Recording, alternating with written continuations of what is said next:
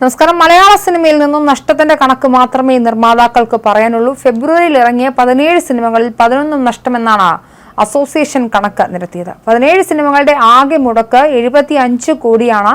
ഇതിൽ തിയേറ്റർ ഷെയറായി ലഭിച്ചത് 23 കോടി മാത്രമാണെന്നും നിർമ്മാതാക്കൾ പറഞ്ഞു. ഏകദേശം 53 കോടിയുടെ നഷ്ടമാണ് ഫെബ്രുവരി മാത്രം മലയാള സിനിമയ്ക്കുണ്ടായത്.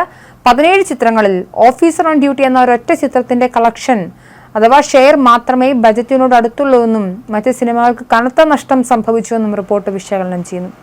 ഓഫീസർ ഓൺ ഡ്യൂട്ടിയുടെ ബജറ്റ് 13 കോടിയായിരുന്നു. തിയേറ്റർ ഷെയറായി ലഭിച്ചത് 11 കോടിയാണ് എന്നാണ് നിർമ്മാതാക്കൾ വിശദീകരിച്ചത്. എന്നാൽ താൻ നായകനായി അഭിനയിച്ച ഓഫീസർ ഓൺ ഡ്യൂട്ടിയെക്കുറിച്ചുള്ള നിർമ്മാതാക്കളുടെ കണക്ക് തിരുത്തിയിരിക്കുകയാണ് കുഞ്ചാക്കോ ബോബൻ.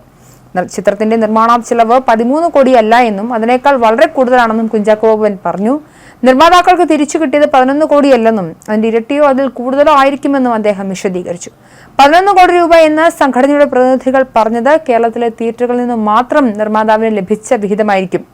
എന്നാൽ ഇവിടെ നിന്ന് കിട്ടിയ തുക പോലും 11 കോടിയിൽ കൂടുതലാണെന്നും നിർമ്മാതാക്കളുടെ കണക്ക് കൃത്യമല്ലെന്നും കുഞ്ചാക്കോ ബോബൻ പറഞ്ഞു.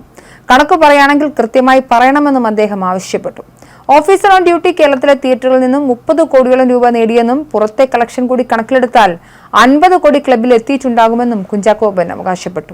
OTT, satellite, audio rights, dubbing right തുടങ്ങിയവയുടെ നിർമ്മാതാവിന് ഏതൊക്കെ രീതിയിലാണ് വരുമാനം വരുന്നതെന്ന് അറിയാത്തവരാണോ സംഘടനയുടെ പ്രതിനിധികളെന്നും കുഞ്ചാക്കോ ബോബൻ ചോദിച്ചു. താരങ്ങൾ പ്രതിഫലം കുറയ്ക്കണമെന്ന നിർമ്മാതാക്കളുടെ ആവശ്യത്തിൽ പ്രതിഫലം വാങ്ങിക്കാതെ സിനിമയിൽ അഭിനയിക്കാൻ താൻ ഒരുക്കമാണെന്ന് കുഞ്ചാക്കോ ബോബൻ പറഞ്ഞു.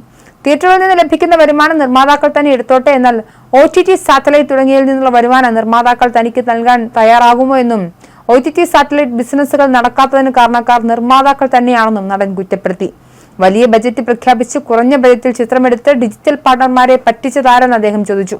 ഗസ്റ്റ് അപ്പിയറൻസ് മാത്രമുള്ള നടനെ വെച്ച് ആ പേര് പറഞ്ഞ് കച്ചവടം നടത്തിയും ക്വാളിറ്റി ഇല്ലാത്ത സിനിമകൾ ചെയ്തുമെല്ലാം പറ്റിപ്പിന് ശ്രമിച്ചതുകൊണ്ടാണ് ഡിജിറ്റൽ പ്ലാറ്റ്ഫോമുകൾ പടങ്ങൾ വാങ്ങാൻ തയ്യാറാകാത്തതെന്നും കുഞ്ചാക്കോ ബോബൻ വ്യക്തമാക്കി. ജനുവരിയിൽ ഇറങ്ങിയ സിനിമയുടെ കണക്കുകൾ പ്രൊഡ്യൂസേഴ്സ് അസോസിയേഷൻ നേരത്തെ പുറത്തുവിട്ടിരുന്നു. ജനുവരിയിൽ 28 സിനിമകൾ തിയേറ്ററിലെത്തിയപ്പോൾ നഷ്ടം 110 കോടിയായിരുന്നു. താരങ്ങളുടെയും സാങ്കേതിക പ്രവർത്തകരുടെയും ഉയർന്ന പ്രതിഫലം കുറയ്ക്കുക, താരങ്ങൾ സിനിമാ നിർമ്മാണം ഉപേക്ഷിക്കുക തുടങ്ങിയ ആവശ്യങ്ങൾ ഉന്നയിക്കുന്നതിനൊപ്പമാണ് നിർമ്മാതാക്കളുടെ സംഘടന നഷ്ടക്കണക്ക് പുറത്തുവിടാനും ആരംഭിച്ചത്.